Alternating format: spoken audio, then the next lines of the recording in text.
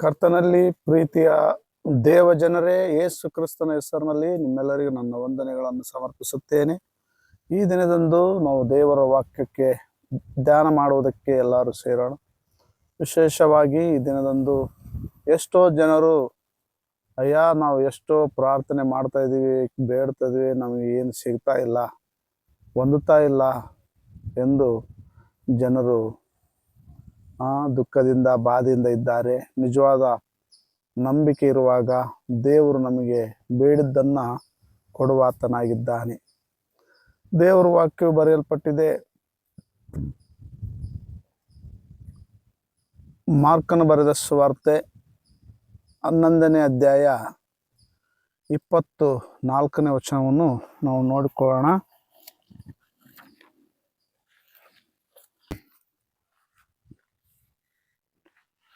ಆದ ಕಾರಣ ನೀವು ಪ್ರಾರ್ಥನೆ ಮಾಡಿ ಏನೇನು ಬೇಡಿಕೊಳ್ಳುತ್ತೀರೋ ಅದನ್ನೆಲ್ಲ ಹೊಂದಿದ್ದೇವೆಂದು ನಂಬಿರಿ, ಅದು ನಿಮಗೆ ಸಿಕ್ಕುವುದೆಂದು ನಿಮಗೆ ಹೇಳುತ್ತೇನೆ. ಇಲ್ಲಿ ಯೇಸು ಸ್ವಾಮಿ ಹೇಳ್ತಾನೆ, ಪ್ರಾರ್ಥನೆ ಮಾಡುವಾಗ ನಂಬಿಕೆಯಿಂದ ಮಾಡಬೇಕೆಂದು. ನಂಬಿಕೆಯಿಂದ ಮಾಡುವಾಗ, ಪ್ರಾರ್ಥನೆ ಮಾಡುವಾಗ ಆ ಪ್ರಾರ್ಥನೆಗೆ ಉತ್ತರ ಸಿಗುತ್ತದೆ. ನೀವು ಏನೇನು ಪ್ರಾರ್ಥನೆಯಲ್ಲಿ ಬೇಡಿಕೊಳ್ಳುತ್ತೀರೋ ಅದನ್ನೆಲ್ಲ ಹೊಂದಿದ್ದೇನೆ ಎಂದು ನಂಬಿರಿ, ಅವಾಗ ಅದು ದೇವರಿಂದ ನಮಗೆ ದೊರಕುತ್ತದೆ ಎಂದು ದೇವರ ವಾಕ್ಯ ಬರೆಯಲ್ಪಟ್ಟಿದೆ. ಮತ್ತಾಯ ಬರೆದ ಸುವಾರ್ತೆಯಲ್ಲಿ 7ನೇ ಅಧ್ಯಾಯ 7ನೇ ವಚನದಲ್ಲಿ, ಬೇಡಿಕೊಳ್ಳಿರಿ ನಿಮಗೆ ದೊರೆಯುವುದು, ಹುಡುಕಿರಿ ನಿಮಗೆ ಸಿಕ್ಕುವುದು, ತಟ್ಟಿರಿ ನಿಮಗೆ ತೆರೆಯಲ್ಪಡುವುದು.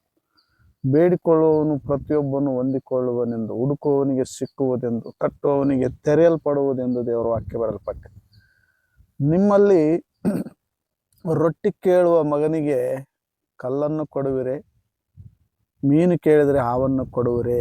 ಕೆಟ್ಟವರಾದ ನೀವೇ ನಿಮ್ಮ ಮಕ್ಕಳಿಗೆ ಒಳ್ಳೆಯ ಪದಾರ್ಥವನ್ನು ಕೊಡಬಲ್ಲವರಾದರೆ ಪರಲೋಕದಲ್ಲಿರುವ ನಿಮ್ಮ ತಂದೆಯನ್ನು ನೀವು ಕೇಳಿಕೊಳ್ಳುವುದಾದರೆ ಎಷ್ಟೋ ಒಳ್ಳೆಯ ವರಗಳನ್ನು ಕೊಡುವನಲ್ಲವೇ ಎಂದು ಸ್ವಾಮಿ ಹೇಳುತ್ತಾನೆ. ಪ್ರಿಯ ದೇವರ ಮಕ್ಕಳೇ, ನಿಜವಾಗಲಂದ್ರೆ ನಾವು ಪ್ರಾರ್ಥನೆ ಮಾಡ್ತೀವಿ, ಆದರೆ ನಂಬಿಕೆ ನಮ್ಮಲ್ಲಿ ಕಡಿಮೆ ಇದೆ.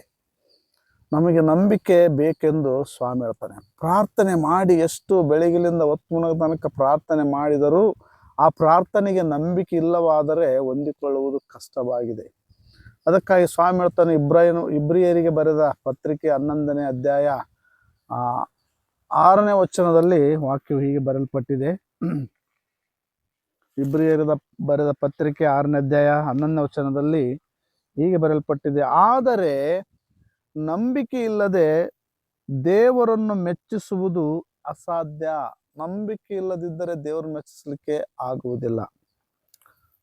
ದೇವರ ಬಳಿಗೆ ಬರುವವನು ದೇವರು ಇದ್ದಾನೆ ಮತ್ತು ತನ್ನನ್ನು ಹುಡುಕುವವರಿಗೆ ಪ್ರತಿಫಲವನ್ನು ಕೊಡುತ್ತಾನೆ ಎಂದು ನಂಬುವುದು ಅವಶ್ಯ.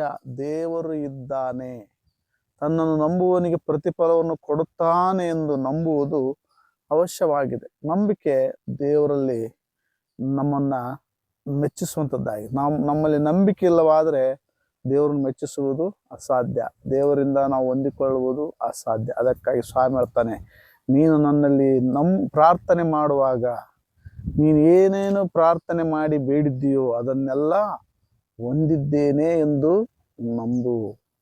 ಒಂದು ವೇಳೆ ನೀನು ನಂಬಿಕೊಂಡು ಸಹ ಪ್ರಾರ್ಥನೆ ಮಾಡ್ತಾ ಇದೀಯಾ, ನಿನಗೆ ಏನು ಹೊಂದಿಕೊಳ್ಳಕ್ಕೆ ಆಗ್ತಾ ಇಲ್ಲವಾದರೆ, ನಿನ್ನ ಸಹೋದರನ ಮೇಲೆ ಅಥವಾ ನಿನ್ನ ನೆರೆಯವರ ಮೇಲೆ ಏನಾದರೂ ನಿನಗೆ ಕೋಪವಿದ್ದರೆ ಅಥವಾ ದ್ವೇಷವಿದ್ದರೆ ಅಥವಾ ಅವರಿಗೆ ನಿನ್ನ ಮೇಲೆ ಇದ್ದರೆ, ನೀನು ಅವರೊಟ್ಟಿಗೆ ಹೋಗಿ ಒಂದಾಗುವಾಗ, ಅನನ್ಯವಾಗಿರುವಾಗ, ಅವರೊಟ್ಟಿಗೆ ಸಮಾಧಾನವಾಗಿರುವಾಗ ನಿನ್ನ ಪ್ರಾರ್ಥನೆಯನ್ನು ದೇವರು ಕೇಳುವವನಾಗಿದ್ದಾನೆ. ನೀನು ಇತರರ ತಪ್ಪುಗಳನ್ನು ಕ್ಷಮಿಸುವುದಾದರೆ ನಾನು ನಿನ್ನ ತಪ್ಪುಗಳನ್ನು ಕ್ಷಮಿಸುತ್ತೇನೆ ಎಂದು ಸ್ವಾಮಿ ಹೇಳುತ್ತಾನೆ. ಪ್ರಿಯ ದೇವರ ಮಕ್ಕಳೇ, ನಂಬಿಕೆ ಬಹಳ ಪ್ರಾಮುಖ್ಯವಾದದ್ದು. ನಂಬಿಕೆಯ ಮೂಲಕ ಪ್ರಾರ್ಥನೆ ಮಾಡುವಾಗ ನೀನೇನೆಲ್ಲ ಹೊಂದಿಕೊಳ್ಳಲಿಕ್ಕೆ ಸಾಧ್ಯವಾಗಿದೆ. ಒಬ್ಬ ಸ್ತ್ರೀ, ಆమెಗೆ ಹೊಲ ಭೂಮಿ ಇತ್ತು. ಆ ಭೂಮಿ ತುಂಬ ಕಲ್ಲಿನಿಂದ ಕೂಡಿದ್ದಾಗಿತ್ತು. ಅದರಲ್ಲಿ ಏನು ಬೆಳೆಯಲಿಕ್ಕೆ ಆಗ್ತಾ ಇರಲಿಲ್ಲ. ಆದರೆ ಇದನ್ನು ನಾನು ತೆಗೆದುಕೊಂಡು ಏನು ಮಾಡಲಿ, ಅನಾಥಾಶ್ರಮಕ್ಕೆ ಕೊಟ್ಟರೆ ಒಳ್ಳೇದಾಗುತ್ತಲ್ಲ ಅಂತ ತಿಳ್ಕೊಂಡು ಈ ವಾಕ್ಯವನ್ನ ಕೇಳಿದ್ಲಂತೆ. ಏನಂತ ಕೇಳಿದ್ರು, ನೀವು ಪ್ರಾರ್ಥನೆಯಲ್ಲಿ ಏನೇನು ಬೇಡಿಕೊಳ್ಳುತ್ತೀರೋ ಅದನ್ನೆಲ್ಲ ಹೊಂದಿದ್ದೇನೆಂದು ನಂಬಿರಿ ಎಂದು ವಾಕ್ಯ ಇದೆಯಲ್ಲ.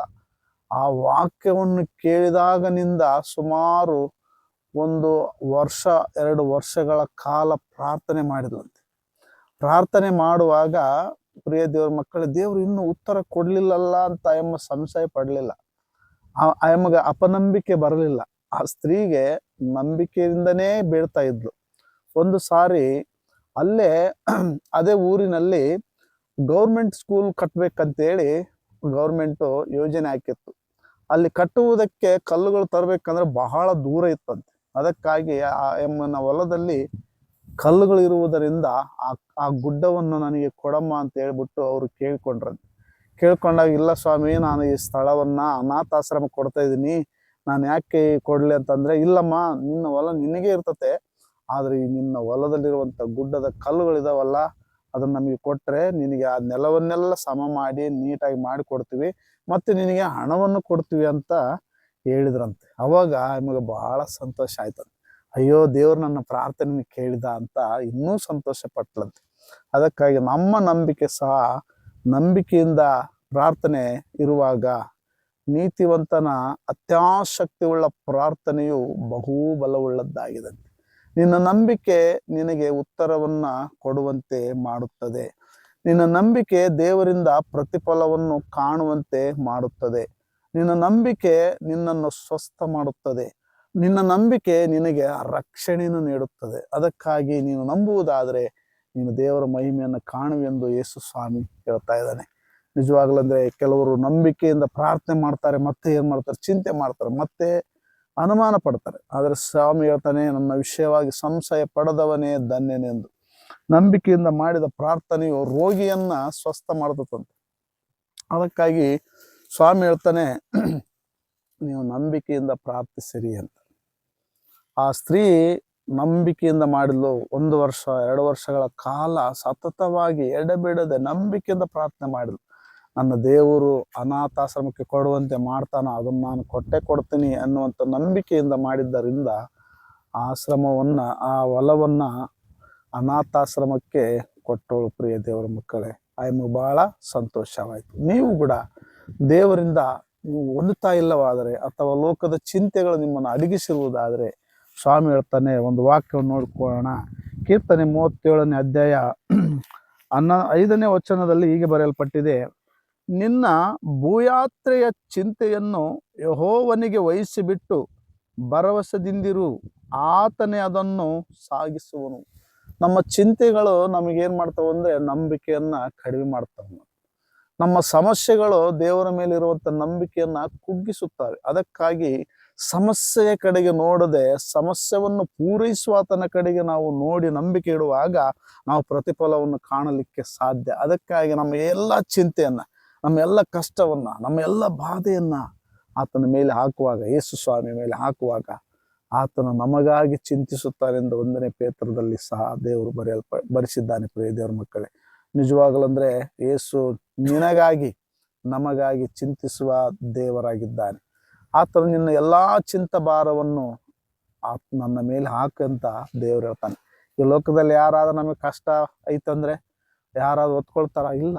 ದೇವರು ಒಬ್ಬನೇ ಕಷ್ಟವನ್ನ, ನಿನ್ನ ಕಣ್ಣೀರನ್ನು ಒರೆಸುವ ಆತನೇ ನಿನ್ನ ಕಷ್ಟಕ್ಕೆ ಪ್ರತಿಫಲವನ್ನು ಕೊಡುವಂತ ದೇವರಾಗಿದ್ದಾನೆ. ಆದುದರಿಂದ ನೀನು ನಂಬಿಕೆಯಿಂದ ಪ್ರಾರ್ಥನೆ ಮಾಡುವುದಾದರೆ ನೀನು ಮಾಡಿದ್ದ ಪ್ರಾರ್ಥನೆ, ಬೇಡಿದ ಪ್ರಾರ್ಥನೆಗೆ ದೇವರು ಪ್ರತಿಫಲವನ್ನು ಕೊಡುವವನಾಗಿದ್ದಾನೆ. ಈ ಸಮಯದಲ್ಲಿ ಇದುವರೆಗೆ ನೀನು ಪ್ರತಿಫಲವನ್ನು ಕಾಣಲಿಲ್ಲವೋ, ದೇವರ ಸನ್ನಿಧಿಗೆ ಮೊರೆ ಇಡು. ಸ್ವಾಮಿ, ಪಶ್ಚಾತ್ತಾಪದ ಹೃದಯದಿಂದ ದೇವರು ನಿನ್ನ ಹೃದಯದ ಆಲೋಚನೆ, ಚಿಂತೆ ಏನಾದ್ರೂ ಇರುವುದಾದರೆ ಆತನ ಮೇಲೆ ಹಾಕಿ ಭರವಸೆದಿಂದ ಇರುವುದಾದರೆ ಆತನ ಎಲ್ಲವನ್ನ ನಡೆಸಿಕೊಂಡು ಹೋಗುವ ಆತನಾಗಿದ್ದಾನೆ.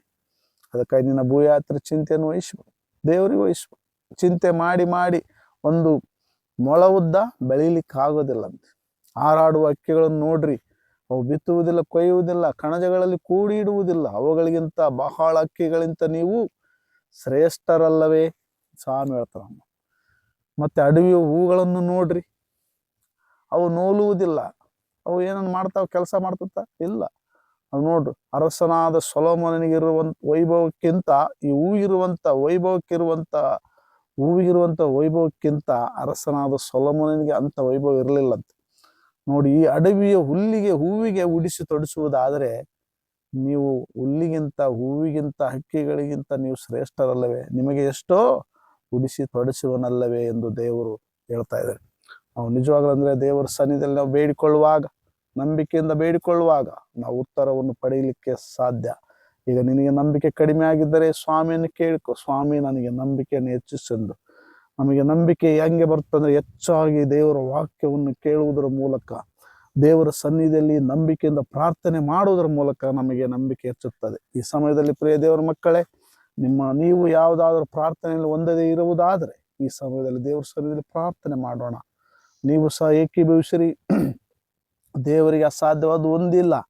ಆತನು ನಿನಗೆ ಎಲ್ಲ ಪ್ರಶ್ನೆಗೆ ಉತ್ತರ ಕೊಡುವ ಆತನಾಗಿದ್ದಾನೆ. ಯೇಸುವಿನ ನಾಮದಲ್ಲಿ ಈ ಸಮಯದಲ್ಲಿ ಪ್ರಾರ್ಥನೆ ಮಾಡೋಣ. ಪರಲೋಕವನ್ನು ಭೂಲೋಕವನ್ನು ಸೃಷ್ಟಿ ಮಾಡಿದ ಸರ್ವ ಸೃಷ್ಟಿಕರ್ತನಾದ ದೇವರೇ, ಹೌದು ಸ್ವಾಮಿ, ನೀವು ಪ್ರಾರ್ಥನೆ ಮಾಡುವಾಗ ಏನೇನು ಬೇಡುತ್ತೀರೋ ಅದನ್ನೆಲ್ಲ ಹೊಂದಿದ್ದೇನೆ ಎಂದು ನಂಬಿರಿ ಎಂದು ಹೇಳಿದ ಆತನೇ ಸ್ವಾಮಿ. ಅಪ್ಪ, ನಿನ್ನ ಮಕ್ಕಳ ಕರ್ತನೆ ನಂಬಿಕೆಯಿಂದ ಪ್ರಾರ್ಥನೆ ಮಾಡುವಾಗ ಕರ್ತನೆ ನೀನು ಯಾವಾಗಲೂ ಒಳ್ಳೆಯದನ್ನೇ ಮಾಡುವ ದೇವರು ಸ್ವಾಮಿ. ಬೇಡಿದವರಿಗೆ ನೀನು ಪ್ರತಿಫಲವನ್ನು ಕೊಡುವ ದೇವರಾಗಿದ್ದಿ. ಹುಡುಕುವವರಿಗೆ ಸಿಕ್ಕುವಂತೆ ಮಾಡುವ ದೇವರಾಗಿದ್ದಿ. ನಿನಗೆ ಅಸಾಧ್ಯವಾದ ಒಂದಿಲ್ಲ ಸ್ವಾಮಿ. ನಿನ್ನ ಮಕ್ಕಳ ಕರ್ತನೆ ಇಷ್ಟಾರ್ಥವನ್ನು ನೆರವೇರಿಸು. ಅವರ ನಂಬಿಕೆಗೆ ಪ್ರತಿಫಲವನ್ನು ದಯಪಾಲಿಸಿ ಉತ್ತರ ಕೊಡಬೇಕೆಂದು ಬೇಡುತ್ತಾ ನಿನ್ನ ಪಾದ ಸನ್ನಿಧಿಯಲ್ಲಿ ನಾನು ತಗ್ಗಿಸಿಕೊಳ್ಳುತ್ತಾ ಎಲ್ಲ ಮಹಿಮೆ ನಿನಗೆ ಸಲ್ಲಿಸುತ್ತಾ ಯೇಸು ಕ್ರಿಸ್ತನ ಹೆಸರಿನಲ್ಲಿ ಪ್ರಾರ್ಥಿಸಿ ಬೇಡಿ ಹೊಂದಿದ್ದೇನೆ ಪರಲೋಕ ನಮ್ಮ ಜೀವವುಳ್ಳ ತಂದೆಯಾದ ದೇವರೇ. ಆಮೇನ್, ಆಮೇನ್, ಆಮೇನ್.